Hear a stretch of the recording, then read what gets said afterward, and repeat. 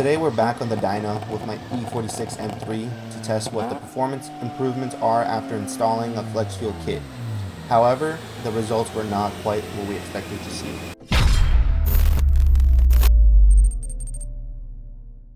Since our last run, 3 key changes were made to the M3, with the installation of a new CPI Section 1 in the exhaust system, and the equipment of StopTech BBKs, which is a big brake kit, and a set of heavier wheels. These modifications may have played a role in the values being distorted, but it seems that the claim of 20 to 25 wheel horsepower is not something that is realistic on this platform. Also, the rear wasn't rubbing on the latest run with the flex fuel kit, which should have skewed the results in favor of the kit, but even that wasn't enough to achieve the claimed values.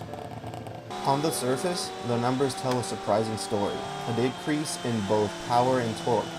Let's dive into what might have contributed to these results with an analysis of the charts. Doing an analysis of the results, we can see that under 3200 RPMs, we lose a lot of torque, which decreases acceleration from a dig, and we also have a decent decrease in horsepower.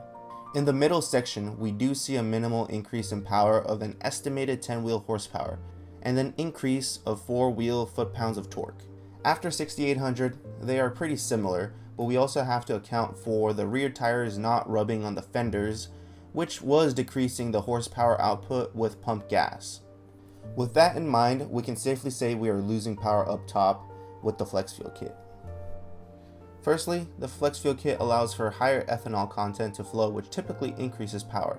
However, the difference in exhaust flow from the new CPI Section 1, which is still just an assumption, and the increase in rotational mass resulting from the heavier wheels and slightly heavier rear brake discs may have offset the potential power gains. So this is a little disclaimer as to why the values might be slightly lower than the claimed 20 to 25 horsepower.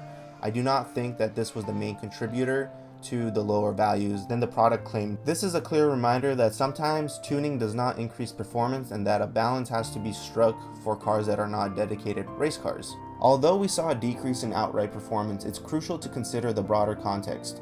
Performance tuning is a complex balance, and today's results offer valuable insights into how various modifications can affect the E46 M3. It's all part of the journey in tuning and understanding our cars better. As we saw in the comparison of the dyno sheets, theoretically the car does make a little bit more usable horsepower in the 5,000 to 6,000 RPM rev range, which does help the car accelerate a little bit quicker, but not noticeably. But we do lose a lot of drivability down below in city driving conditions, which would be under 3,300 RPM. So, do I think having a flex fuel kit is a worthwhile modification for the E46 M3? Honestly, I don't think so. It seems like it was a pretty decent loss of money to have no actual performance upgrade to the car.